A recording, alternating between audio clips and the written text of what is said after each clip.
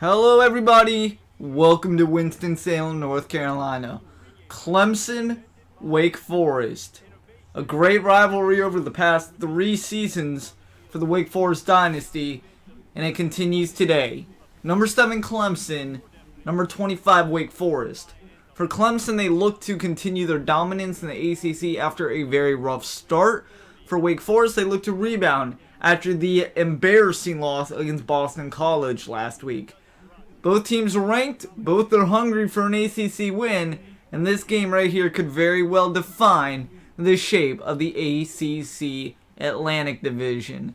So, without further ado, welcome to Winston-Salem. Just off I-40, we have a football game going, and this place is packed to the brim. Orange, gold, and black, it doesn't matter who you support. All that matters is the outcome of this game. And hopefully, for Wake Forest, they can get behind their home crowd and they can lock up Kevin White in the Clemson offense, who has been abysmal in the first 2 weeks, but on all cylinders, weeks 3 into 8. So, we'll pick things up in the second quarter. Game tied 3-all. Clemson ball. Speaking of Kevin White, well, he's going to take a quarterback keeper. He decides nothing of it. He runs, but Josh Franklin is there, forces the fumble, and in the replay, it would be called a fumble. He picks it up himself. So Josh Franklin, forced fumble, a tackle, and a recovered fumble. Little triple crown action right there. That gives Wake Forest the ball, and that gives Wayne Haynes an opportunity. He cuts it right, and he is all the way down to the Clemson 2-yard line. 30-yard rush by Wayne Haynes, that was his 9th rush, and that puts them above 20 yards. It's been a rough start for Wayne Haynes in this Wake Forest rush offense, but it's starting to get going. And on second goal, after a 1-yard rush by Wayne Haynes from the 1, Brandon Turner, the fullback, he would get a look, and he's into the end zone. Touchdown, Wake Forest. They will take a 10-3 lead. 4:50 to go in the second quarter and in the first half. Except Clemson, they want a piece of the action to go into halftime. Well, we'll start here. 1st and 10. Not such a good run by Jason Coles.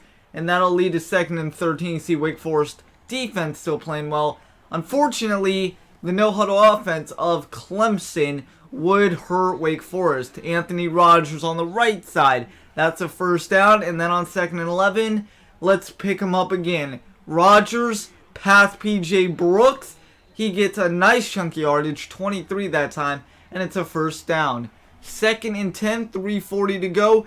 DJ Slaughter would slaughter the Wake Forest secondary, and then some. Makes a lot of guys miss. 20-yard rush, and then back to the no-huddle. It's DJ Slaughter blocking this time, finding room for Zach Mason. And then Zach Mason, well, guess what? He is in motion. He is gonna fake the handoff to DJ Slaughter. So back and forth action. And then on 2nd and goal, finish it off with DJ Slaughter. Touchdown, Tigers.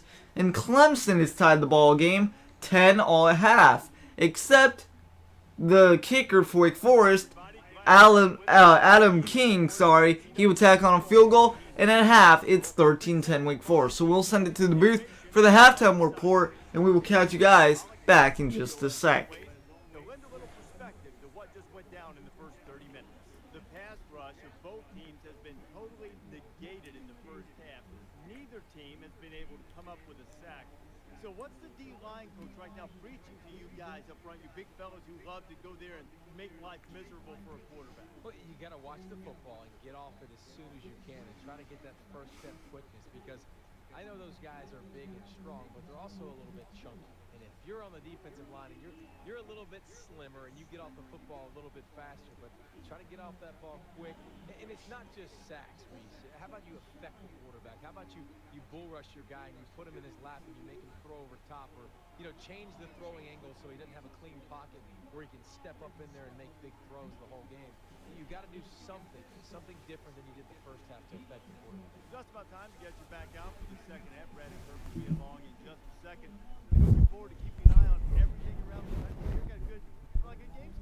locked and loaded. You got all the big screens going. You're going to be looking to hand out some helmet stickers later. We loaded, man. I'll try. You think you can keep on your shoes in the second half? Try to. Be sneaky. Yes. Brad and Kirk, sure to take Thank you, Brad and Kirk. Ladies and gentlemen, welcome to the second half.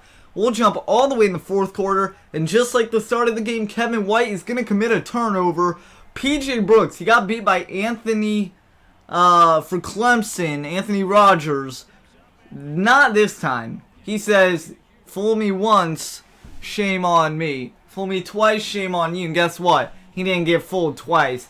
Defense would not give up there, though. Wake Forest would tack on a field goal, so would Clemson. So it's 16-13. A minute and a half left in the game. Big decision. Wake Forest will go for a field goal, and Adam King does miss. So with a minute, that gives Clemson all the time in the world with no huddle offense to win, except they would just go away in a hurry. 2nd and 13, draw play, don't know why. 4th and 18, last chance.